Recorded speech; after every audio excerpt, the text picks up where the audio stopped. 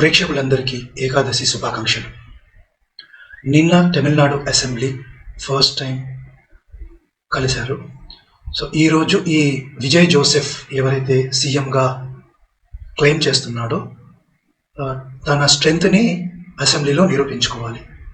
108 మంది ఎమ్మెల్యేలు ఉన్నారు. కాంగ్రెస్, కమ్యూనిస్టులు, break away fraction of AIADMK వీళ్ళంతా సపోర్ట్ చేస్తారు కాబట్టి మోస్ట్లీ ఆయన గెలవచ్చు, మెజారిటీ నిరూపించుకుంటాడు, గవర్నమెంట్ని కూడా ఫామ్ చేస్తాడు. అయితే నిన్న ప్రేక్షకులు ఈ జోకరు ఉదయనిధి స్టాలిన్ అనే జోకరీడు, వీడు ఒక ఫీల్డ్ యాక్టర్ అండి. వీడికి యాక్టింగ్ రాదు, మాట్లాడడం రాదు, బేసిక్ నాలెడ్జ్ లేదు, పిచ్చివాగుడు వాగుతాడు. మనం కొద్ది రోజుల క్రితం చూసాం కదా, ఈ ఆంటోనీ రాయ్ అనే సినిమా యాక్టర్కి వీళ్ళకి ఎంత తెలివి ఉంటుందంటే రామాయణంలో చెప్పబడిన విషయాలు తీసుకొని పిచ్చివాగుడు వాగుతాడు. ఇప్పుడు ఈ ఉదయనిధి స్టాలిన్ అనే జోకర్ కూడా ఇదే చేస్తాడు. ఎక్కడ చేస్తాడు? అసెంబ్లీ, తమిళనాడు అసెంబ్లీలో ఒక మాట మాట్లాడతాడు. ఈయన ఏం మాట్లాడాడో ఆ చిన్న క్లిప్ ఉంటుంది, అది ఒకసారి మనం విందాం ప్రేక్షకులు. வாழ்க தமிழ்நாடு, மக்களை பிரிக்கும் சனாதனம் நிச்சயம் ஒழிக்கப்பட வேண்டும். நன்றி, வணக்கம். தமிழ் வாழ்க தமிழ்நாடு, மக்களை பிரிக்கும் சனாதனம் நிச்சயம் ஒழிக்கப்பட வேண்டும். సో ఈ జోకరు మళ్ళీ 2003లో ఏదైతే జోక్ వేశాడో అదే జోక్ వేశాడు. ఇది తమిళనాడు అసెంబ్లీలో. ఆల్రెడీ డిఎంకే ఏ పెద్ద సీట్లు ఏం రాలేదు, తక్కువ సీట్లు వచ్చాయి. ఎందుకంటే పోయినసారి మంచి సీట్లు వచ్చాయి కాబట్టి పవర్లోకి వచ్చారు. ఇప్పుడు పవర్లో కూడా లేరు. అయితే 2003లో కూడా ఇరాడికేటింగ్ సనాతన ధర్మ అని ఒక కాన్ఫరెన్స్ చేసి అక్కడ కూడా ఇదే పిచ్చివాగుడు వాగాడు. నాకు అర్థం కాదు ప్రేక్షకులు, ఒక పొలిటీషియన్ వీడు ఎట్లాగో యాక్టర్గా సక్సెస్ఫుల్ కాలేదు, మాట్లాడే మర్యాద లేదు, తమీజ్ లేదు. వీడు పొలిటీషియన్ అయ్యి తమిళనాడు ఒక రాష్ట్రాన్ని నడిపించాలంటే ప్రజలకేం చేయాలో ఆలోచించాలి, కానీ సనాతన ధర్మాన్ని ఎరాడికేట్ చేస్తాను అని పిచ్చివాగుడు వాగడం ఏంది? వీడు ప్రయారిటీ ఏందండి? ఇప్పుడు ఒక పొలిటీషియన్ ఉన్నాడు, ప్రజలు ఎన్నుకున్నారు, మాకేదన్నా మంచి చేయండి రా అని. అది చేయకుండా ఈ జోకర్ కామెంట్లు ఏంటండి? అర్థమవుతుందా మీకు? సనాతన ధర్మాన్ని ఇరాడికేట్ చేస్తాడు. సరే, ఇప్పుడు వీడి ఓన్ ఫ్యామిలీని చూద్దాం. వీడి ఓన్ ఫ్యామిలీలో వీళ్ళ mother, she a strong Hindu. ఆమె హిందూ, ఆమె గుళ్ళల్లోకి పోతుంది, మొక్కుకుంటుంది, పూజలు చేస్తుంది, అన్నీ చేస్తుంది. మరి ఒరే జోకరు, నువ్వు సనాతన ధర్మాన్ని ఇరాడికేట్ చేయాలంటే ఏం చేయాలరా? ఇంటి నుంచి కదా మొదలు పెట్టాలి.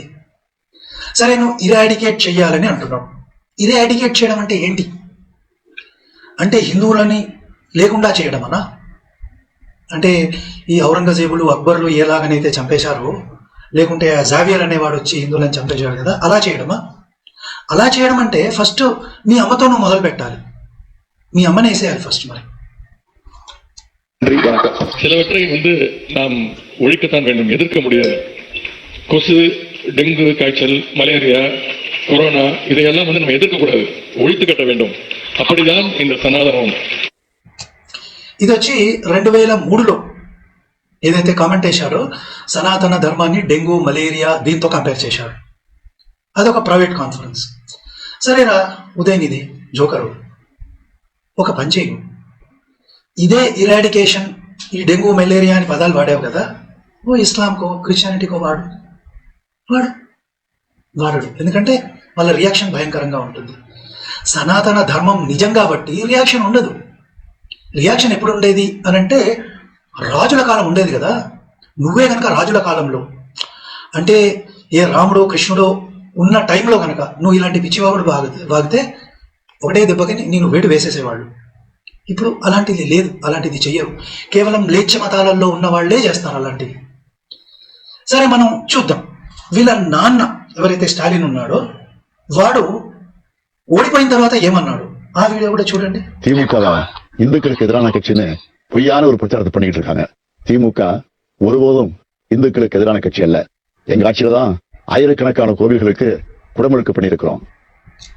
సో ఏమంటున్నాడు అంటే, ఒక 1000 గుళ్ళని రినోవేట్ చేశాము, ఎన్నో పూజలు చేశాము, మేము యాంటీ హిందూ కాదు, మేము అందరి కోసం పనిచేస్తాము, బీజేపీ లాగా మతతత్వ పార్టీ కాదు. మరి బీజేపీ మతతత్వ పార్టీ ఎప్పుడైందో?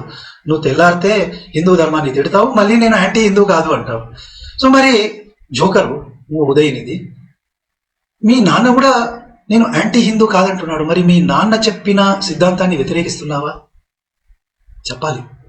మీ అమ్మ హిందూ, మీ నాన్ననేమో హిందూ కాదు అంటున్నాడు. మరి వీళ్ళిద్దరిని నువ్వు వ్యతిరేకిస్తున్నావా? ఫస్ట్ వాళ్ళని నువ్వు ట్యాకిల్ చేయాలి. నీ ఇంట్లో ఉన్న అమ్మా నాన్నలే నీ సిద్ధాంతంతో ఒప్పుకోవట్లా, వాళ్ళు యాంటీ హిందువులు కాదంటున్నావు. నువ్వేమో సనాతన ధర్మాన్ని ఎరాడికేట్ చేద్దామంటున్నావు. మరి నేను నిన్ను ఎలా నమ్మాలి? నీ ఇంట్లో ఉన్న వ్యక్తులు నేను మార్చలేకపోతున్నావు. నీ అమ్మనే ఊళ్ళకపోతుంది, ఆమె నువ్వు ఆపలేకపోతున్నావు. సరే, నేను ఇంకోటి అడిగాను. ఇప్పుడు సనాతన ధర్మం లేకుండా చేయడం అంటే హిందువులను వేసేయడమా? హిందువులను మొత్తం వేసేయడమా? వేసేయడం అంటే మీ అమ్మని ఫస్ట్ వేసేయి. సరే, అది కాదండి. సనాతన ధర్మం అంటే సనాతన ధర్మం హిందూ ధర్మాన్ని లేకుండా చేయడం, మనుషుల్ని చంపడం కాదు అంటావా? అది ఎలా చేస్తావు? అంటే ఈ కన్వర్షన్ మాఫియాని ఎంకరేజ్ చేసి హిందువులందరినీ ఇస్లాంకో క్రైస్తవానికో మార్చేసి అలా ఎరాడికేట్ చేస్తావా? ఎలా చేస్తావు? అలా చేస్తానంటే ఏ విధంగా చేస్తావో కూడా మాకు చెప్పాలి కదా. ఇప్పుడు పూర్వకాలంలో చాలా మంది రాజులు, ఈ టిప్పు సుల్తాన్లు, ఔరంగజేబులు, అక్బర్లు, బాబర్లు, వీళ్ళంతా వచ్చి సనాతన ధర్మాన్ని నాశనం చేద్దామని అనుకున్నారు. వాళ్ళ వల్ల కాలే. ఇప్పటికీ 80% మేమే ఉన్నాం. మరి కొందరు మారిండొచ్చు మతం, బట్ ఇప్పటికీ మేము ఉన్నాం కదా. ఇప్పుడు నువ్వున్నావు, ఎన్ని రోజులు ఉంటావు నువ్వు? పోనీ ఇరాడికేట్ ఎలా చేస్తావు అది కూడా చెప్పాలి కదా, మాకు క్లారిటీ రావాలి కదా. ప్రేక్షకులు, నాకు అర్థం కాదండి, ఈ జోకర్లు ఎలక్షన్ కొట్లాడతారు, ప్రజల కోసం ఫైట్ చేస్తామంటారు.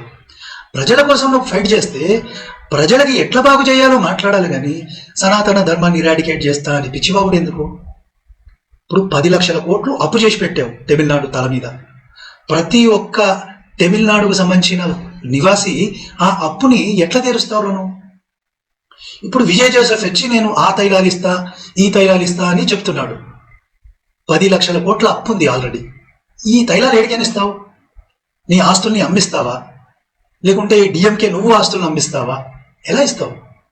అంటే రేట్లన్నీ పెంచుతావు, ట్యాక్సులు వేస్తావు, ఇవన్నీ చేసి ప్రజల మీద భారం వేసి ఈ 10 లక్షల కోట్ని 20 లక్షల కోట్లు చేసి తమిళనాడుని దివాలా తీస్తావు. అదే కదా మీరు చేసేది. మీరు ప్రజల బాగు చేస్తానంటే ఎలా బాగు చేస్తారో మాట్లాడాలి కానీ అసెంబ్లీలో పిచ్చివాగుడంతా వాగుతావేంట్రా జోకరు?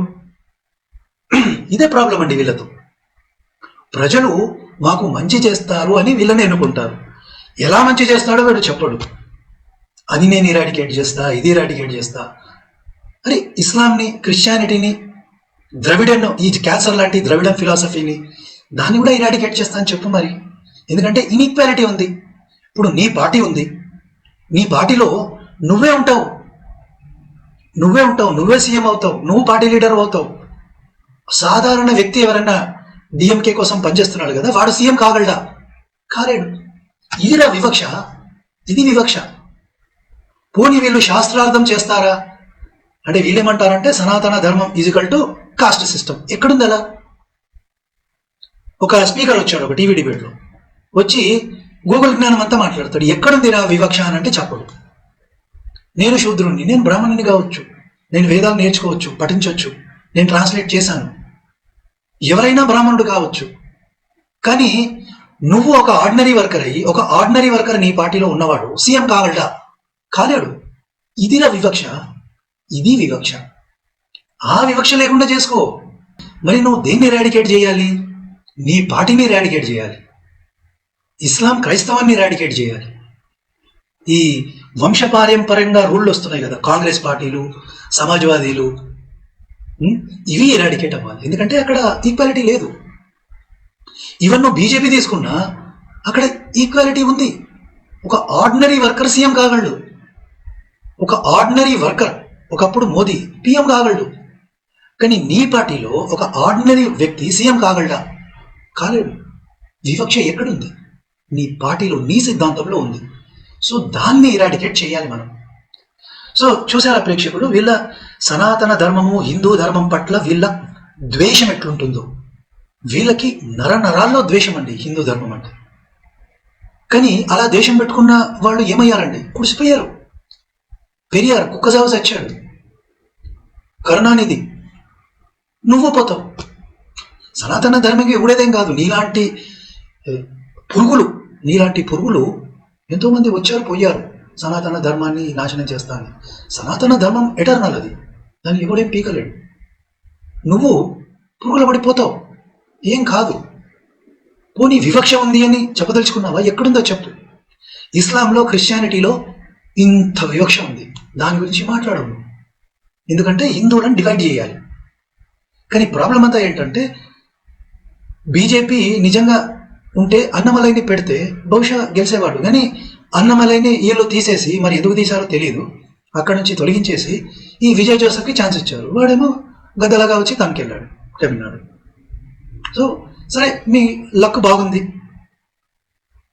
డిఎంకే పోయింది, వచ్చాడు జోసెఫ్. మరి ఎంపీకి పెడతాడో చూడాలి. 8 తులాల గోల్డ్ ఇస్తా అన్నాడు, ఏవేవో ఇస్తా అంటాడు. మరి ఎలా ఇస్తాడో నాకైతే అర్థం కావట్లేదు. ప్రేక్షకుడు అసలు ఇవ్వడం సాధ్యమా? ఇంపాసిబుల్ అండి, ఇంపాసిబుల్. ఆయన అనౌన్స్ చేసిన తైలాలు ఏవైతున్నాయో అది కనుక ఇంప్లిమెంట్ చేస్తే తమిళనాడు దివాలా తీస్తుంది. ప్రభుత్వ ఆస్తుల్ని అన్నిటినీ అమ్ముకోవాల్సి వస్తుంది. అమ్ముకొని ఈ అప్పునంతా తమిళ ప్రజల మీద పెడతారు. ఏం చేస్తారో 5 ఏళ్లలో చూడాలి ప్రేక్షకులు. ఈ ప్రభుత్వం 5 ఏళ్ళు నడుస్తుందనే నమ్మకం అయితే నాకు లేదు. నమ్మకం ఉందా మీరు చెప్పండి. ఇంకో పక్క ఈ జోకర్ ఉదయనిధి స్టాలిన్, వీడి గురించి ఏం చెప్తారో కామెంట్ రూపంలో చెప్పండి. సో చూద్దాం ఏం జరుగుతుందో. జై శ్రీరామ్.